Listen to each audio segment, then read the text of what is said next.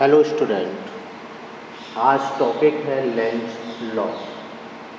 कल Faraday law कराया था, फैराडे टू लॉ फॉर्मूलेट। फैराडे ने दो लॉ बनाए थे। पहला लॉ उन्होंने दिया था कि किसी भी बार मैग्नेट को किसी कॉइल के पास मूव करते हैं टुवार्ड और अवे, तो फ्लक्स चेंज होने के कारण उस कॉइल के अंदर एक इंड्यूस्ड ईएमएफ आता है। और दूसरा लॉ था कि जो ईएमएफ था is directly proportional to rate change of flux. Second law था। यहाँ पर उसी से रिलेटेड आगे चलते हैं तो आता है Lenz law. Lenz law, according to Lenz law, the direction of induced EMF और current is such that it opposes the change that is producing it। किसी भी कॉइल के अंदर, जैसे ये कॉइल है, ये इसका अपर फेस है, और यहाँ से अगर हम ये बार मैग्नेट का नॉर्थ पोल या साउथ पोल इसको मूव करते हैं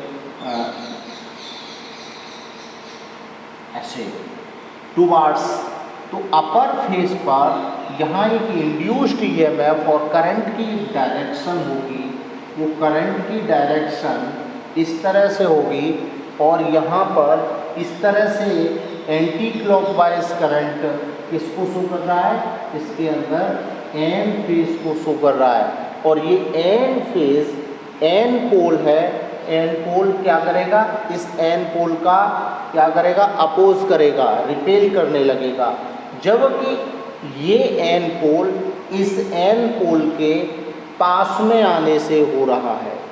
अगर हम इसको दूर ले जाते हैं, जैसे सेकंड कंडीशन में ये एस है, ये एन है, और इसको अवे ले जा रहे हैं, और ये हमारा कॉइल है, और हम इसको अवे दूर हटा रहे हैं, तो यहाँ पर एस पोल हो जाएगा। ये एस पोल किसके कारण बना है, बार मैग्नेट के एन पोल के दूर जाने के कारण बना है। और ये अब इसको दूर नहीं जाने दे रहा, क्योंकि ये एस पोल है, ये एन पोल है, ये इसको दूर नहीं जाने देगा, ये इसको अट्रैक्ट करेगा। यही लेंज ने बताया कि direction of induced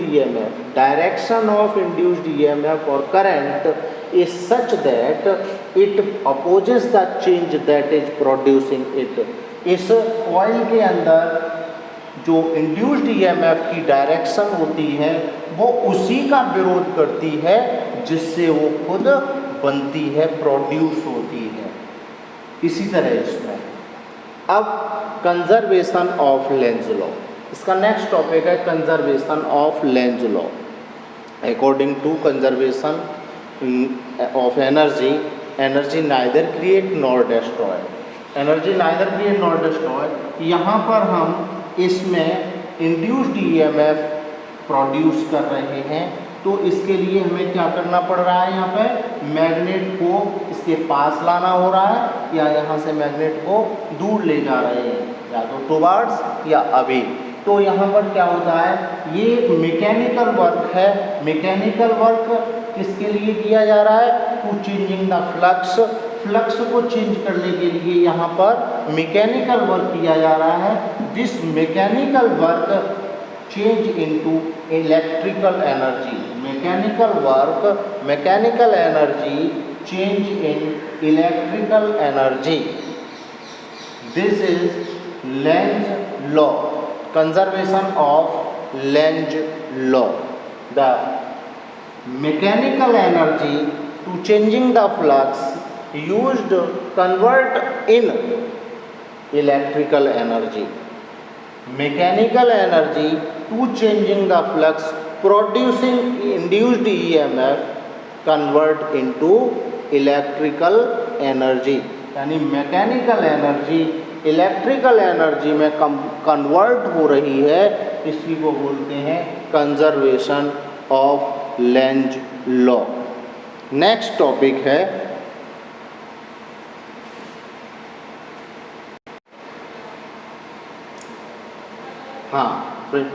conservation of Lenz law. तो लेंज लॉ के अकॉर्डिंग जो इंड्यूस्ड ईएमएफ है वो उसी का अपोज करता है जिससे वो खुद प्रोड्यूस होता है। इसी के बेस पर कंजर्वेशन ऑफ लेंज लॉ एक टॉपिक आ जाता है कभी कभी। तो जैसे हम इसको फ्लक्स चेंज करने के लिए बार मैग्नेट को मूव करते हैं तो ये हमारा मैकेनिकल एनर्जी है। तो mechanical energy responsible for changing the flux, ये मैकेनिकल एनर्जी ही हमारी फ्लक्स को चेंज करने के लिए रेस्पॉन्सिबल होगी, responsible for changing the flux and changing flux against induced EMF. ये जो चेंजिंग फ्लक्स है वो किसके अगेंस्ट होगा?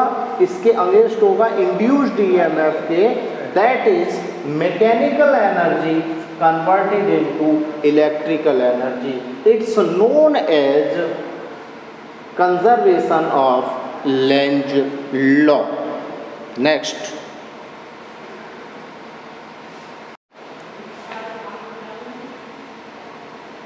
Expression for induced EMF and induced current. इसमें जैसे कॉइल है ये, इसका ये अपर फेस और यहाँ पर ये bar magnet N pole S pole towards इसको मूव करा रहे हैं। तो इसमें यहाँ पर क्या होगा कि इसमें भी एक इंड्यूस्ड करंट और उसका एक डायरेक्शन होगा वो एंटी क्लॉकवाइज होगा क्योंकि एन पोल टुवर्ड्स जा रहा है। तो यहाँ भी उसका ही अपोज करने वाला पोल हो जाएगा, इसकी पोलरिटी भी एन हो जाएगी।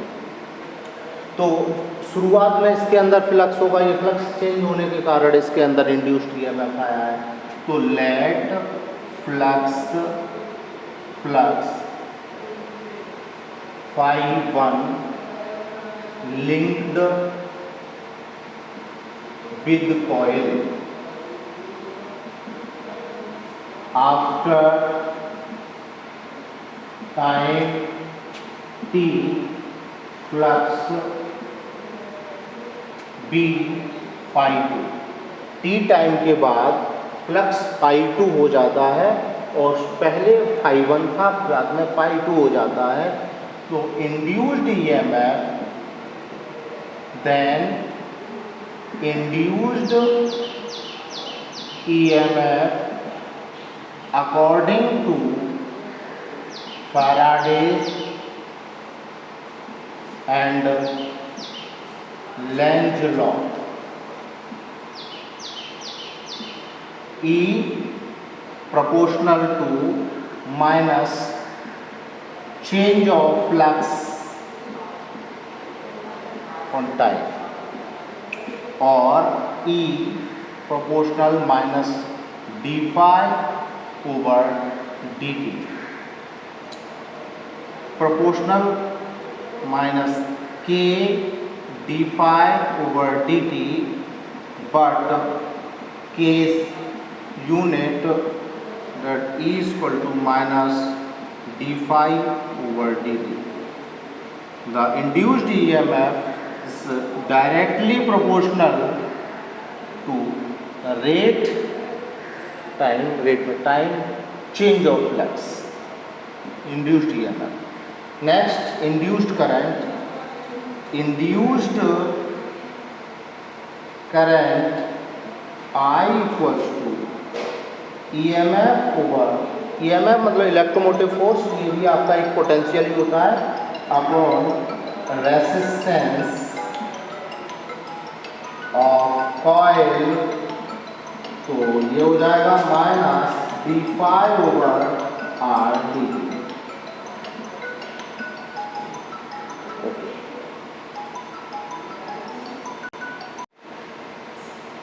फ्लेमिंग्स राइट हैंड रूल, इसको समझ लेते हैं कि फ्लेमिंग्स राइट हैंड रूल कब यूज होता है। फ्लेमिंग्स राइट हैंड रूल की ज़रूरत पड़ती है इंड्यूस्ड करंट और ईएमएफ को डायरेक्शन पता करने के लिए। तो इसमें देखते हैं कि जैसे मान लीजिए हमारा ये साइड पूरा एन पोल है और ये साइड पूरा एस पोल है। तो यहाँ मैग्नेट फील्ड की डायरेक्शन एन टू एस इधर होगी, अब यहाँ पे क्या है, हमारा ये कंडक्टर है और हम कंडक्टर को उसमें ऐसे परपेंडिकुलर ऐसे छोड़ देते हैं ऊपर से मैग्नेट फील्ड के, तो वो मैग्नेट फील्ड लाइंस को कट करते हुए नीचे आएगा, मैग्नेट फील्ड लाइंस को कट करते हुए नीचे आएगा। तो यहाँ पर इसके अंदर एक मैग्नेट फ्लक्स होगा, क्योंकि मैग्नेट फील्ड लाइंस पास होंगी, वो कट होंगी, तो मैग्नेट फ्लक्स चेंज होगा। मैग्नेट फ्लक्स चेंज होने से इसमें एक इंड्यूस्ड करंट हो जाएगा। इंड्यूस्ड करंट की डायरेक्शन पता करने के लिए हम फ्लेमिंग्स राइट हैंड रूल का यूज करते हैं। तो राइट हैंड रूल में हम अपने थंब और फर्स्ट 2 फिंगर्स को म्यूचुअली परपेंडिकुलर रखते हैं, और म्यूचुअली परपेंडिकुलर रखते समय जो हमारा थंब है वो मोशन की डायरेक्शन में रहता है, जो हमारा फर्स्ट फिंगर है 4 फिंगर वो हमारा मैग्नेट फील्ड की डायरेक्शन में रहता है, और हमारा जो मिडिल फिंगर है वो हमारा इंड्यूस्ड करंट की डायरेक्शन को शो करता है। अब हमने यहाँ पर इसको इस तरह से छोड़ दिया है, यहाँ पे ऐसे छोड़ रहे हैं, तो क्या होगा कि जो हमारा ये है वो तो मैग्नेट फील्ड की डायरेक्शन में फिक्स हो गया। अब हमारा जो थंब है वो इसके मोशन की डायरेक्शन, मोशन क्या है, डाउनवर्ड नीचे आ रहा है ये, तो हमने इसको मोशन की डायरेक्शन में शिफ्ट कर लिया, तो ये कहाँ हो गया, नीचे की तरफ हो गया, ये मैग्नेट फील्ड फिक्स हो गया, ये मोशन की डायरेक्शन हो गई। तो ये हमारा मिडिल फिंगर किसको शो कर रहा है, मिडिल फिंगर इंड्यूस्ड करंट को शो कर रहा है। वो इंड्यूस्ड करंट कैसे होगा, ऐसे होगा, इसमें इंड्यूस्ड करंट, इसमें इंड्यूस्ड करंट इधर होगा इस तरह से। तो इसकी डेफिनेशन देख लेते हैं फ्लेमिंग्स राइट हैंड रूल में। If we stretched our right hand, अगर हम अपने राइट हैंड को इस तरह से स्ट्रेच करें कि thumb and first 2 fingers and mutually perpendicular, thumb और 2 फिंगर्स इसमें जो वो म्यूचुअली परपेंडिकुलर हों, 90 डिग्री से हों, then thumb gives the direction of motion of conductor. तो थंब जो होता है वो कंडक्टर की मोशन की डायरेक्शन को शो करता है, and 4 finger gives the direction of magnetic field, और जो 4 फिंगर होती है वो मैग्नेट फील्ड की डायरेक्शन को शो करेगी, and middle finger gives the direction of induced current, और जो मिडिल फिंगर है वो इंड्यूस्ड करंट की डायरेक्शन को शो करती है।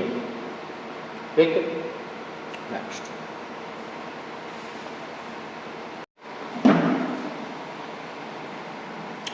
Motional EMF. मोशनल ईएमएफ में जो भी बताया था कि जो कंडक्टर है वो नीचे आ रहा है तो उसमें इंड्यूस्ड करंट कैसे आ जाता है, उस ईएमएफ को पता करना है। तो हम उसके लिए मोशनल ईएमएफ का डेरिवेशन के लिए हमने ये फिगर बनाया हुआ है। इसमें क्या है, जो क्रॉस साइन से आपको डिनोट हो रहा है वो मैग्नेट फील्ड है, और क्रॉस साइन से जो मैग्नेट फील्ड डिनोट होता है उसका मीन्स होता है कि वो इनवर्ड है। यहाँ मैग्नेट फील्ड की डायरेक्शन इनवर्ड है, इनवर्ड और बोर्ड के अंदर की तरफ है।